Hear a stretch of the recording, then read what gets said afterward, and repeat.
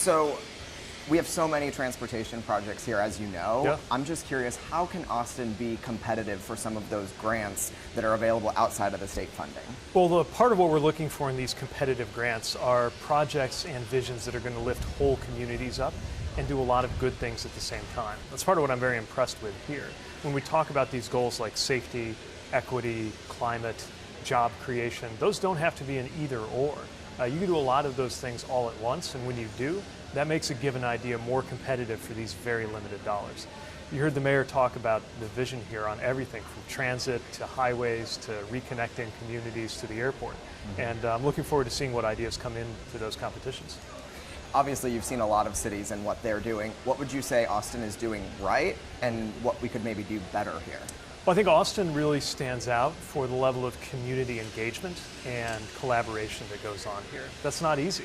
Sometimes it takes time, sometimes it takes a lot of sweat to make sure everybody's truly been heard and that nobody's being left out. But when you do that on the front end, that can mean that a project is a lot more smooth and ultimately swift as it goes on to get executed. So that's one thing I've been really encouraged and impressed by here and want to continue to follow.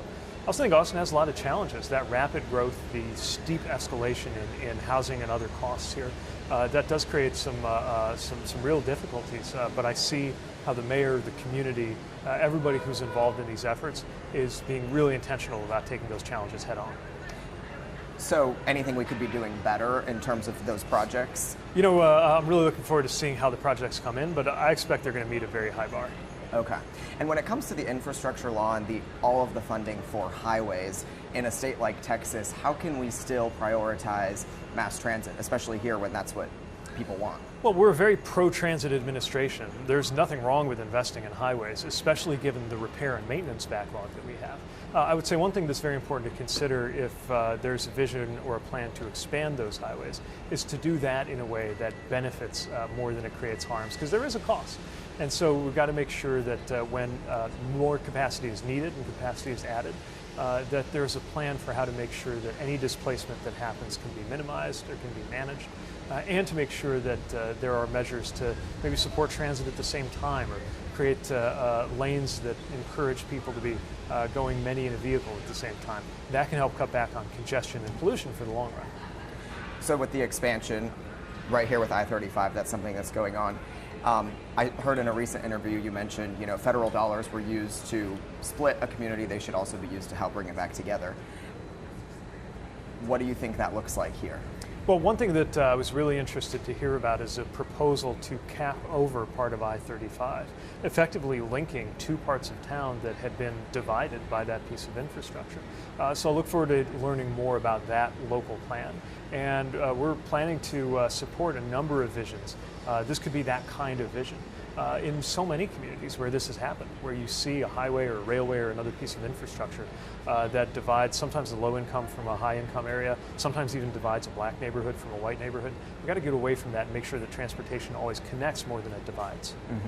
That's a hundreds of millions dollar project that doesn't have funding right now. I mean, how much federal support do you think would be available for something like that? Well, one thing that's in the infrastructure law is a dedicated fund for reconnecting communities. There's this $1 billion right there that could be used for projects or visions like that. There are also other resources across some of our highway funding and our competitive grants. Again, especially when you can meet several goals at once. If something is going to benefit climate, safety, and equity at the same time, or if it's going to do an enormous amount of job creation and help a community prepare for needing to be more resilient for extreme weather. Some of those combinations are those that will be most convincing and most competitive in these discretionary grant competitions. And I know you talked about the transit-oriented housing a bit.